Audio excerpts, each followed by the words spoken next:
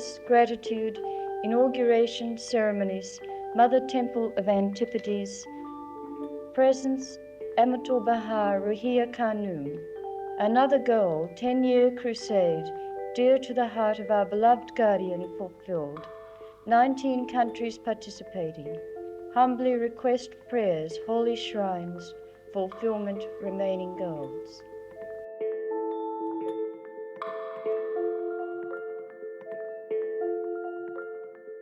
The great religious traditions each has an architecture that seeks to bring into a concrete form the expression of the divine. We have the same aspiration in the Baha'i Faith to build houses of worship that have a number of purposes. And one is the worship of our Creator. Another is to meditate on the ways in which we use the inspiration that we get from that prayer and meditation to serve the wider society.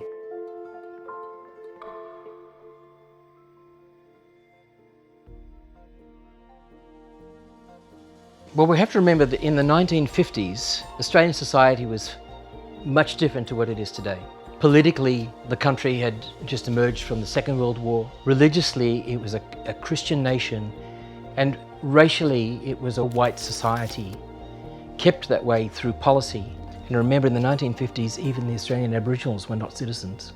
And this was the environment in which the Australian Baha'is sought to teach about the oneness of humanity, the equality of races, the overcoming of religious prejudice. This was the environment in which where they sought to build the House of Worship. In the 1950s, there would be less than 400 Baha'is throughout the continent of Australia.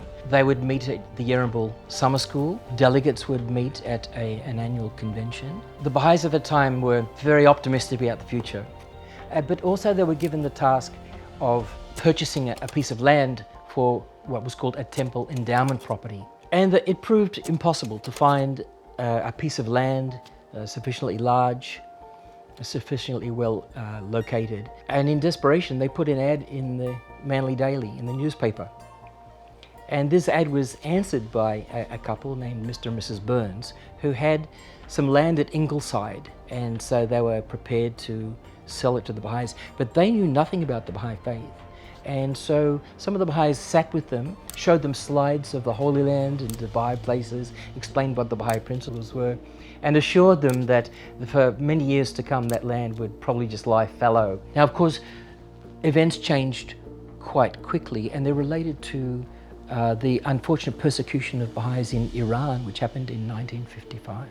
This meant that the Baha'is were not able to build a house of worship in Tehran. In response, Shoghi Effendi told the Baha'i world, if we cannot build a house of worship in Tehran, we'll build 2 in other places.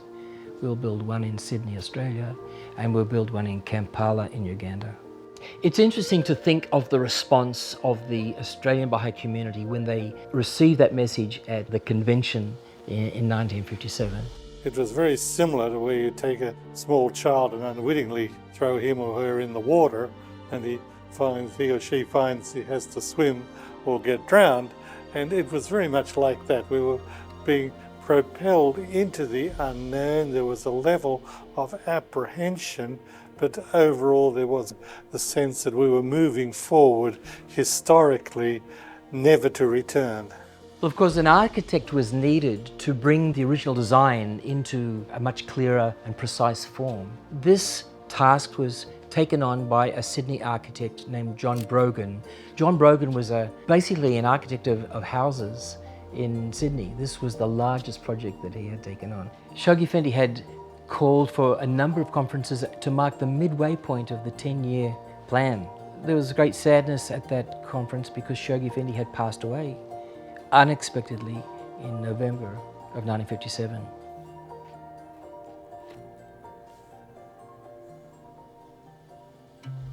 At the conference, the vision that lay ahead for us for the House of Worship, remember how privileged we felt.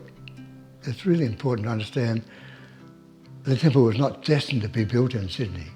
The older members would talk about how unfortunate the Baha'is in Iran are so heavily persecuted, but how fortunate we were that the Guardian chose Sydney for its replacement.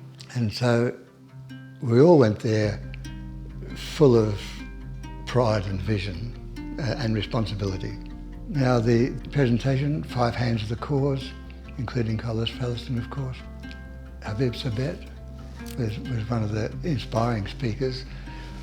I remember that because he got me to pledge a lot of money, even at that time, for the temple. And just a wonderful, wonderful inspiration for all of us.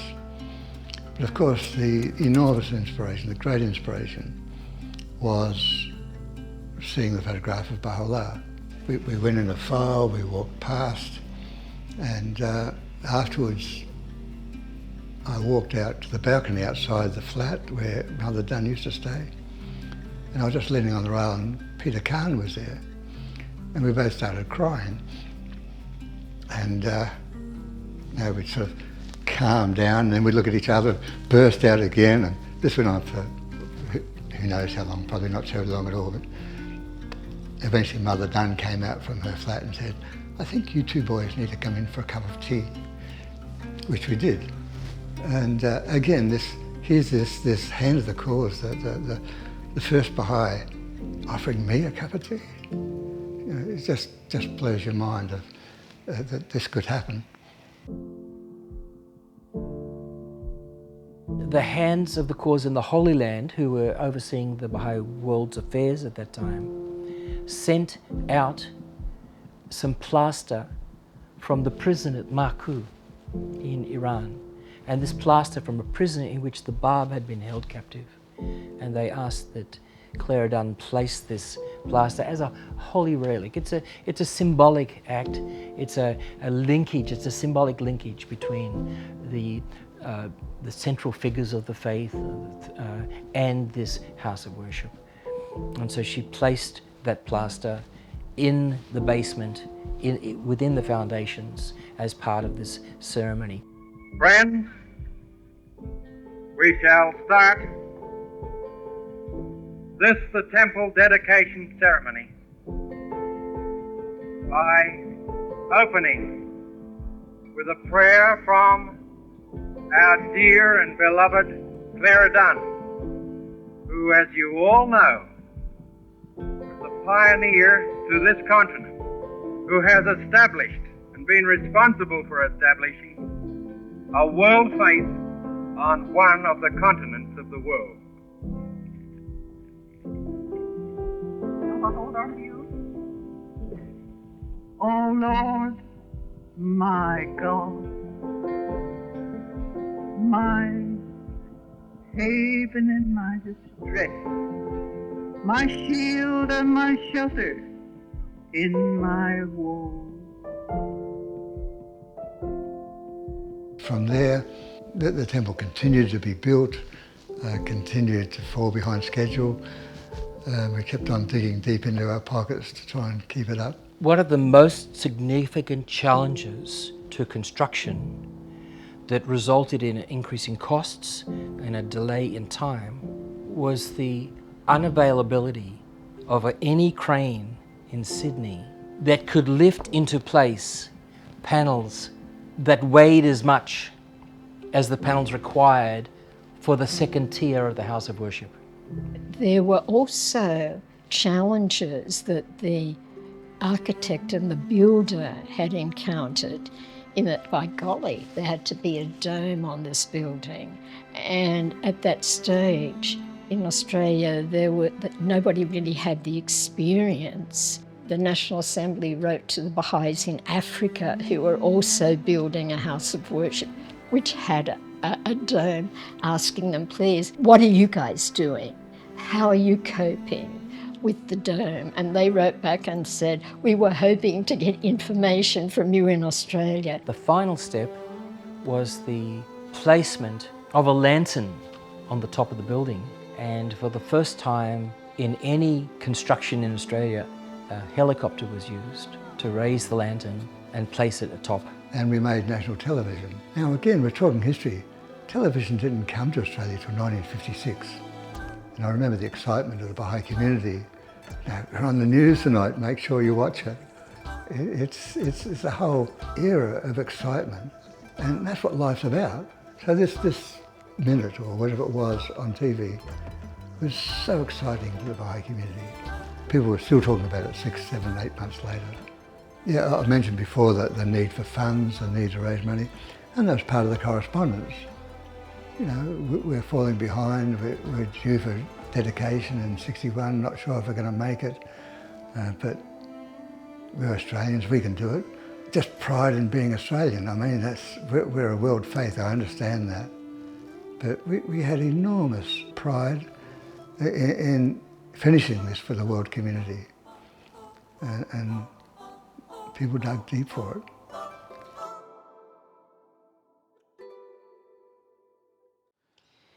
The years between 1959 and the dedication in 1961 were critical. Construction was proceeding through 1959, through 1960, but these various challenges to construction had been encountered. By the time that the Baha'is reached April 1961, they faced a crisis. It was really a crisis for the Baha'i community. The delegates and the friends had gathered at the convention in Sydney to not only elect their National Spiritual Assembly, but to confront the situation of a temple that was not complete, though the dedication date had been announced. They knew people from overseas were planning to come, that Ruhi Khanum had agreed to be present for the dedication of the temple. And on top of all of that, there were money problems. Amongst the delegates, there was a range of points of view, and valid points of view, concerning the possibility and prospects of completing the House of Worship in time for a dedication in 1961. There were those who thought that the way forward was to rely on spiritual forces to overcome all of the challenges that had been described to them. Others, on the other hand, who were more business-minded or hard-nosed about the matter of the costs and the prospects of meeting the deadline, who thought it would be folly to proceed and be more prudent to delay. Ultimately, the National Assembly decided, yes, we'll go forward with the dedication. But they didn't just make that decision, they then jumped into action, because this was already May and the dedication was scheduled for September, so there were just a number of months. They took direct control of oversight of construction. They met on the subject monthly, but they delegated Peter Khan to meet on site with the builders weekly. They appointed a dedication committee, and that committee formed a number of subcommittees. So they started to look at the program, the printing of the program, the development of a choir, the publicity for the event. Peter had the joy of being part of the publicity committee, one of these subcommittees. And at that stage, the name Baha'i was not very well known in Australia. Anyway, he was directed to a reporter, the man whose name was Pat Burgess. He sat him down, gave him a pad and pen, and said, "Take notes." So he gave him a tutorial of about an hour and a half with a lot of practical advice about what to do. And the result was this amazing article, a large article that was in the Sun. And it came out on the 30th of August. And that then kind of was a means of getting news coverage in lots of other newspapers, on TV, on the radio. So there was a steady appearance of these press articles. And so the Baha'i Faith in Australia started to emerge from obscurity into some public recognition.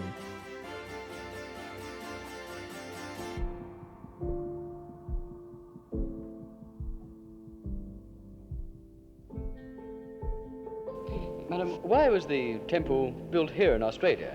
Well, it was built in Australia because Sydney is the oldest Baha'i center in Australia, and the Baha'i Faith started in this part of the world when two Americans, Mr. and Mrs. Hyde Dunn, came out here to really give the Australians a chance to hear about the Baha'i Faith. And ever since then, there's been a great development in this part of the world, particularly in the Sydney area. So my husband chose Sydney as the seat of the fourth Baha'i temple of the entire world, and we have a lovely name for it. We call it the Mother Temple of the Antipodes. We Baha'is believe that it is our great privilege to contribute this faith to the welfare of mankind. We have heard about it and we want to share it with others. The name Baha'i is an unusual one for most European ears. Could you tell us why that was chosen as the name of the religion? Well, of course, it's just exactly Oh, the this same is thing. dedication. They're being called Christians after Christ, Wow. the founder of their faith. Baha'u'llah was the founder No of our nonsense. faith, and we are called after his name to identify us, which is Baha'is. And it means followers of the light. Baha means glory or light. There was a buzz. There was dedication plus an excitement plus a momentous, life-changing situation for a Baha'i community. It was just an amazing experience. And to see so many Baha'is in one place was overwhelming for me. And this beautiful edifice, which I was so proud of, you know, it was such a symbol of everything that should be good in the world. And I was able to see it. Well, one can imagine that after all the trials and tribulations and the anxiety and the effort that was put in to completing the construction of the House of Worship, the dedication ceremonies were a time of celebration and jubilation.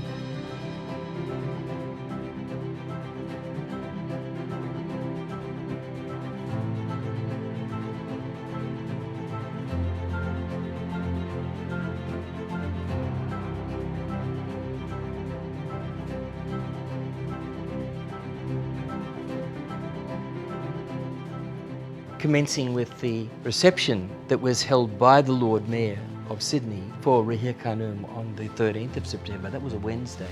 On the Friday, an event was held at some meeting halls in town where the Baha'is from Australia, New Zealand and the South Pacific came together and reported on progress. So this Thursday and Friday were really the preparatory stages before the events of Saturday and Sunday. It was packed.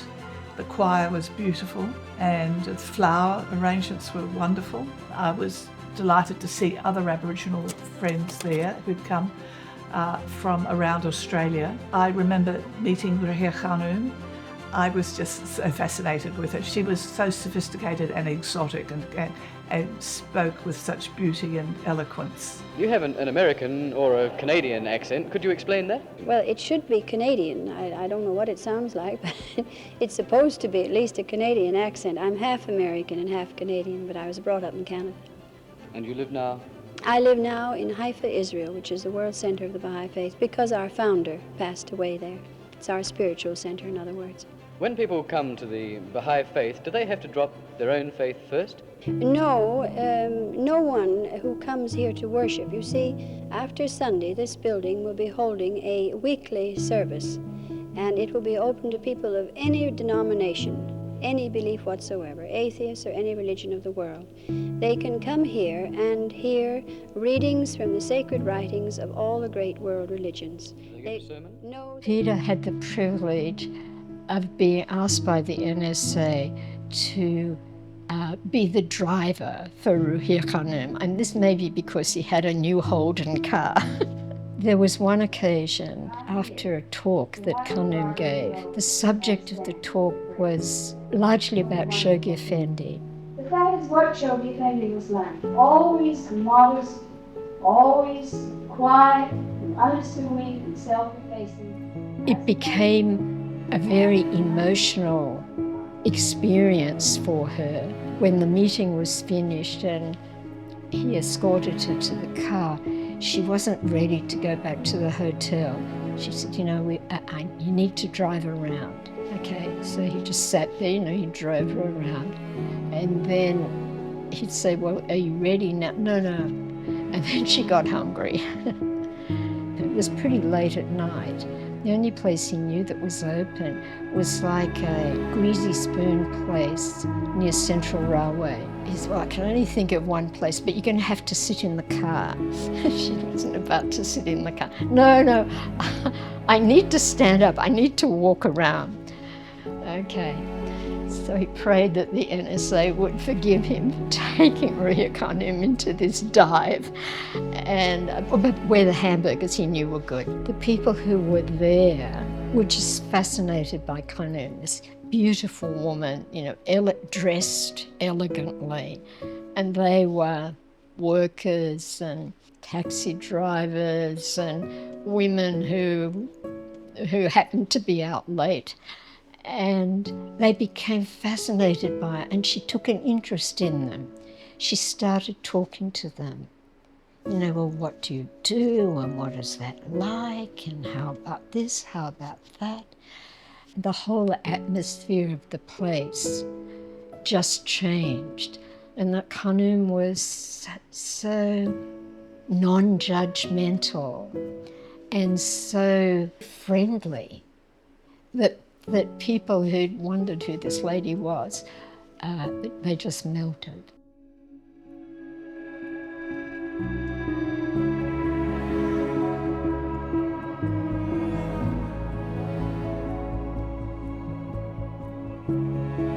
The spiritual bounties of having a house of worship in a country is immense. Before that, you met in little groups and in houses, and we were a sort of a grassroots organisation. I think the temple gave the faith standing and prestige, and a feeling of solid community and great respect. It's just so beautiful. It's a manifestation of a new world order in a crumbling society. In many ways, we were honouring Mother and Father Dunn. Yes. That was because that's a fruit of their efforts. Yeah. I get goosebumps as I talk. This is their fruit of their labour. As going to the temple we were enjoying the efforts of many before. It's a monument to the growth of the faith, really, isn't it? Yeah. Well, I'd like, on your behalf, to thank Ruhiyah Khanum, as you have already thanked her. She's brought us great gifts. She brought us gifts of her love and her inspiration. And these are gifts for which we are very much grateful in Australia, which is so far away from the centre of the faith, but not, as we learnt tonight, far from their thoughts and their love. And these gifts mean so much to us that I don't think I can even try to describe.